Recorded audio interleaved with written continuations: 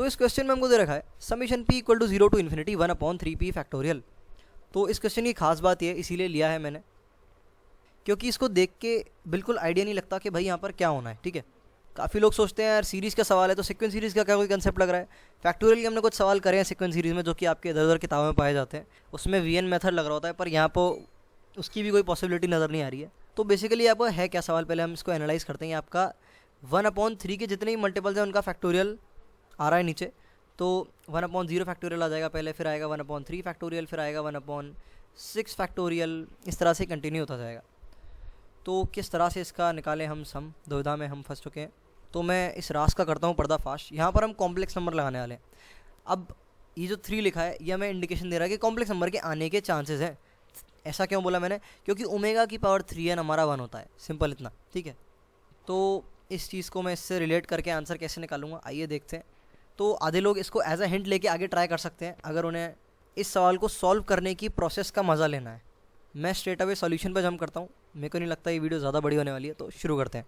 तो ओमेगा से रिलेटेड हमारे पास 3 डेटा होते हैं। पहला होता है कि 1 प्लस ओमेगा स्क्वायर जो है, इनफैक्ट 1 प्लस ओमेगा की पावर n प्लस ओमेगा की पावर 2n जो है आपका 0 के बराबर होता है जब ओमेगा आपका 3 का मल्टीपल नहीं होता है।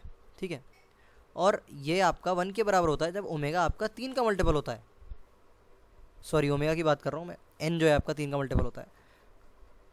तो इस तरह से मैं इसको रिप्रेजेंट करूँगा। ध्यान रखना n जब आपका 3 का मल्टीपल होता है और n जब आपका 3 का मल्टीपल नहीं होता, उसके हिसाब से केस लिए। पहले मैंने ओमेगा लिख दिया था, उसको इग्नोर मारे।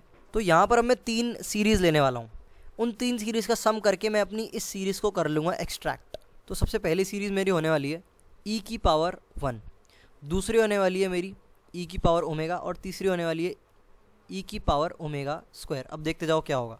ठीक है, तो यहाँ पर जो है मुझे मिलेगा सीरीज़ को एक्सपैंड करने में, क्योंकि मुझे 1 फैक्टोरियल वाले टर्म चाहिए, तो मुझे e की पावर x के एक्सपेंशन में वो मिलते हैं। तो ये चीज़ भी हमने यहाँ पे इस्तेमाल करी। तो 1/r फैक्टोरियल जैसी कभी भी कोई चीज़ दिख रही हो तो e की पावर x को याद करना, और यहाँ पर 3 था तो हमने कॉम्प्लेक्स नंबर को भी याद किया।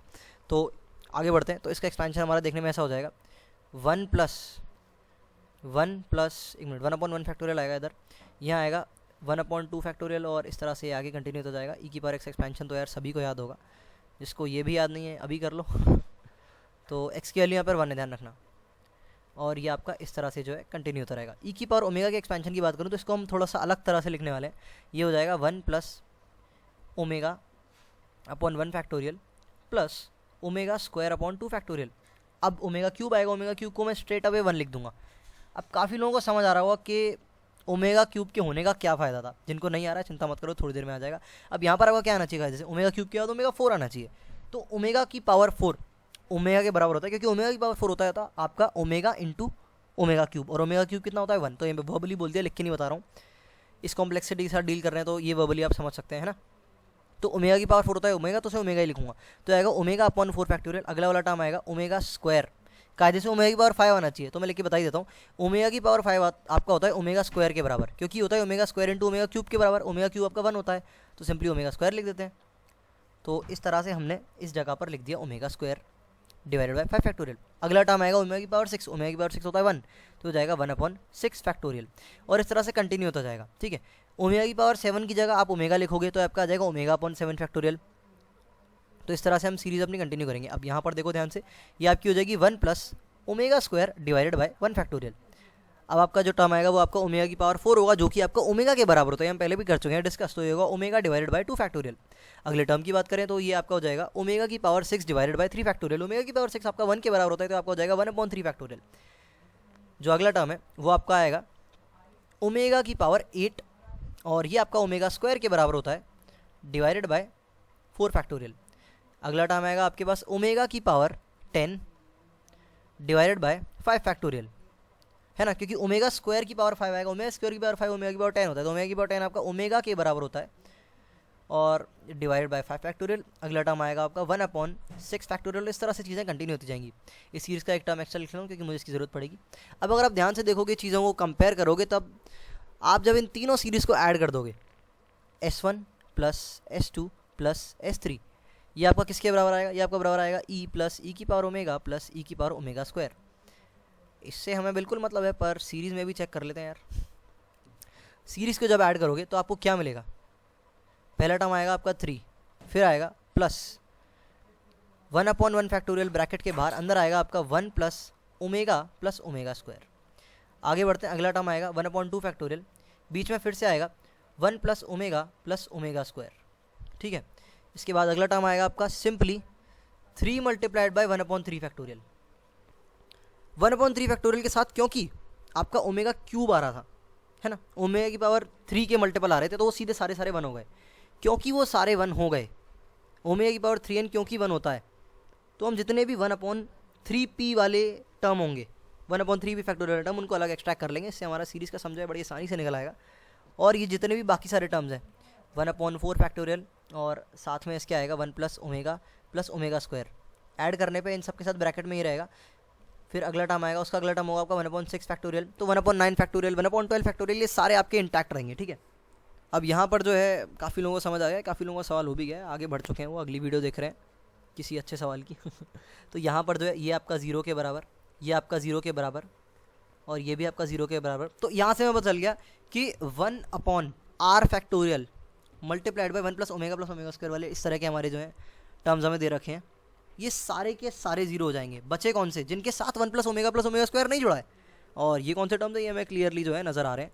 एक तो भाई अपना 3, इसके बाद एक है 3 इंटू 1/3 फैक्टोरियल, इसके बाद है 1/6 फैक्टोरियल। पर एक चीज़ हमने नहीं लिखी, यहाँ पर आएगा आपका 3 multiplied by 1/6 factorial, not just 1/6 factorial, क्योंकि 1/6 फैक्टोरियल 3 बार आएगा जब आप इन तीनों सीरीज़ को कर दोगे ऐड। समझ आ गया आपको?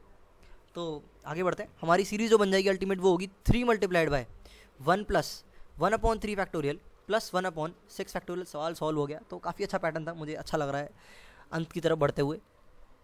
देख अपने आप को, +9 factorial plus 1/12 factorial and it will keep on going till infinity, like 1/infinity factorial where infinity will be a multiple of 3।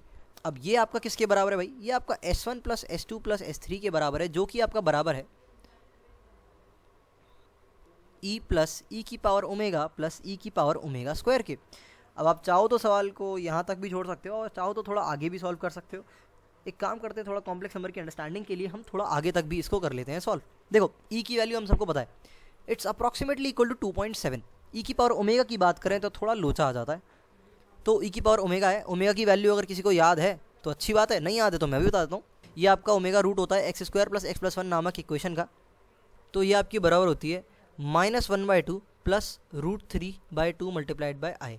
ठीक है, इसी तरह से ओमेगा स्क्वायर जो होता है आपका ओमेगा का ही कॉन्जुगेट होता है, तो ये आपका हो जाएगा -1/2 माइनस √3/2 मल्टीप्लाइड बाय आई के बराबर। अब आपको इसे सॉल्व करना है, इसको सॉल्व करने के लिए आपको लगाना पड़ेगा दिमाग, तो दिमाग लगाते हैं थोड़ा सा। यहाँ पर हम इसको लिख सकते हैं e की पावर -1/2 मल्टीप्लाइड बाय e की पावर i √3/2। ठीक है, तो मैं सिंपली इसको रिजॉल्व करके लिखने की कोशिश कर रहा हूँ। ये हो जाएगा आपका e की पावर -1/2 मल्टीप्लाइड बाय e की पावर -i √3/2, साथ में आपका बाहर 2.7 बैठा है। तो अब आप क्या कर सकते हो, ये जो आपका e की पावर i √3/2 बैठा है, इसको आप e की पावर i थीटा की तरह अज्यूम कर सकते हो और ये आपका cos theta plus i sin theta की तरह खुल जाएगा। तो आपका हो जाएगा cos ऑफ √3/2 प्लस sin √3/2, और ये वाला जो टर्म होगा आपका ये भी इसी तरह से खुलेगा, तो ये आपका बराबर हो जाएगा cos ऑफ √3/2। अब ध्यान रखना यहाँ पर -√3/2 एंगल है, तो cos ऑफ -√3/2 आना चाहिए, पर हम सब जानते हैं यार cos of minus theta cos theta के बराबर होता है, तो मैंने इसको इस तरह से लिख दिया है। ठीक है, ये तो याद होगा ना यार। तो ये आपका हो जाएगा साथ में, पर sine of minus theta minus sine theta के बराबर होता है, तो यहाँ पर हम माइनस साइन ही रखने वाले हैं।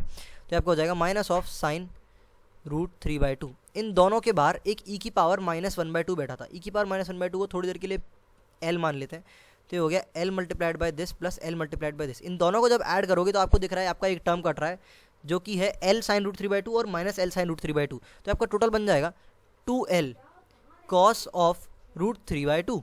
ठीक है, साथ में आएगा प्लस का 2.7। l की वैल्यू क्या है, l की वैल्यू है आपका 1/√e, तो आपका हो जाएगा 2/√e √e multiplied by cos of √3/2, साथ में आएगा प्लस का 2.7। तो ये सवाल हो गया हमारा सॉल्व। तो ठीक सवाल था। आगे तो सारी कैलकुलेशन ही थी, पर इस स्टेप के बाद, ठीक है, जैसे ही मैंने बोला कि हम ओमेगा क्यूब का यूज़ करने वाले, तो ज़्यादातर लोगों का सॉल्व हो जाना चाहिए। नहीं हुआ तो कोई बात नहीं, हमने आज एक नया कंसेप्ट सीख लिया। तो ये हो गया हमारा सवाल खत्म। अब एंड में जाते जाते मैं आपको एक और सवाल दे जाता हूँ जो कि आप सॉल्व कर सकें, जो कि हम शायद आने वाली किसी वीडियो में करें solve, depending on how much people have answered it. तो इस क्वेश्चन में हमको दे रखा है, ऊपर दे रखा है न्यूमरेटर में summation of under root of i, और आपकी जो आई की वैल्यू है वो 0 से लेके n तक है, divided by n+1 multiplied by under root of n, और यहाँ पर n जो है आपका इन्फिनिटी को अप्रोच कर रहा है। तो ये बहुत ज़्यादा टफ सवाल नहीं है, जो मैंने ऊपर दिया उससे ज़्यादा आसान लगता है मुझे, और इसमें बड़ा ही एक ऑब्वियस सा कंसेप्ट यूज़ होने वाला है, कुछ नया नहीं है, ठीक है।